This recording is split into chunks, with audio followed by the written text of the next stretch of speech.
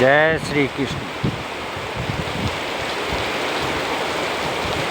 अभिमन्यु की पत्नी उत्तरा महल में झाड़ू लगा रही थी तो द्रौपदी उनके समीप गई। उनके सिर पर प्यार से हाथ फेरते हुए बोली, पुत्री, भविष्य में कभी तुम पर घोर से घोर विपत्ति भी आए तो कभी अपने किसी नाते रिश्तेदार के शरण में मत जाना, सीधे भगवान की शरण में जाना।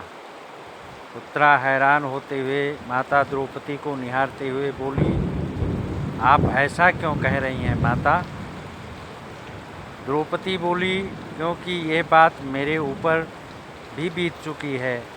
जब मेरे पांचों पति कौरवों के साथ जुआ खेल रहे थे तो अपना सर्वस्व हारने के बाद मुझे भी दांव पर लगाकर हार गए।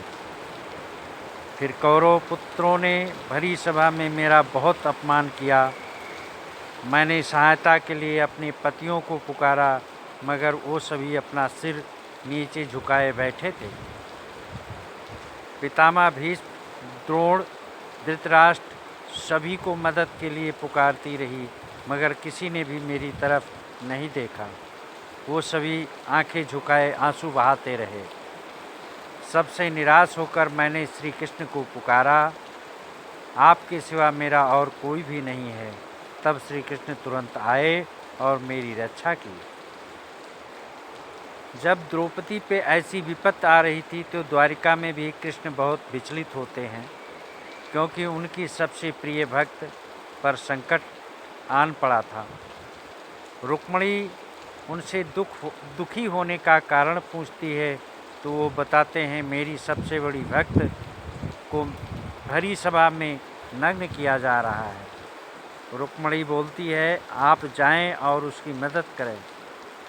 श्री कृष्ण बोले, जब तक द्रौपदी मुझे पुकारेगी नहीं मैं कैसे जा सकता हूँ। एक बार तो मुझे पुकार ले तो मैं तुरंत उसके पास जाकर उसकी रक्षा करूँगा।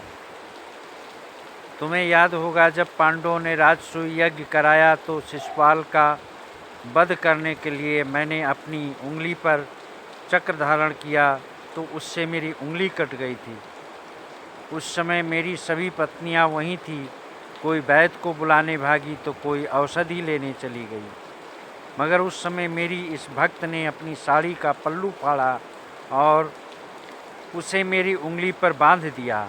आज उसी का कर्ज मुझे चुकाना है, लेकिन जब तक वो मुझे पुकारती नहीं मैं कैसे जा सकता।